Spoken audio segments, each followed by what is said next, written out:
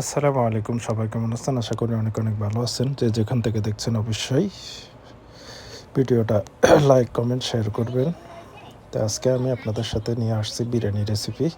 তো কীভাবে আমি বিরিয়ানি রেসিপিটা করব গরুর মাংস দিয়ে, তো সম্পূর্ণ ভিডিও আপনাদের সাথে শেয়ার করব। তো আমি এখানে প্রথমেই পেঁয়াজ আর কিছু লং তেজপাতা আর হলো আপনার দারচিনি দিয়া চাউলগুলারে বেজে নিয়েছি। তারপরে হলো আপনার মাংসগুলো কষানোর জন্য আমি যে যে উপকরণ লাগবে সবগুলো আমি দিতেছি। পেঁয়াজ, রসুন, আদা, তারপরে গরম মশলা, মুরগির মশলা।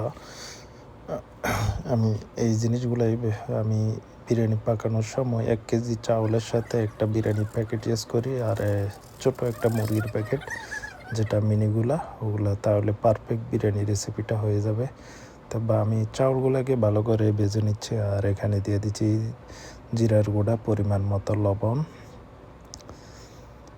আর লাস্ট আমি তেল দিয়ে দিচ্ছি।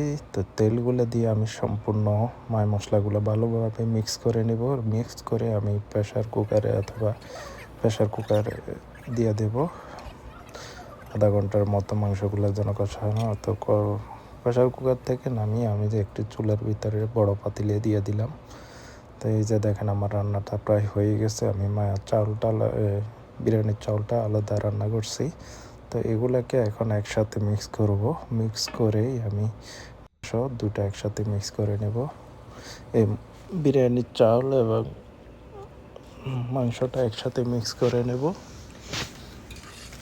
তো এই যে দেখেন আমার প্রায় সম্পূর্ণ হয়ে গেছে বিরিয়ানি রেসিপিটা আজকের।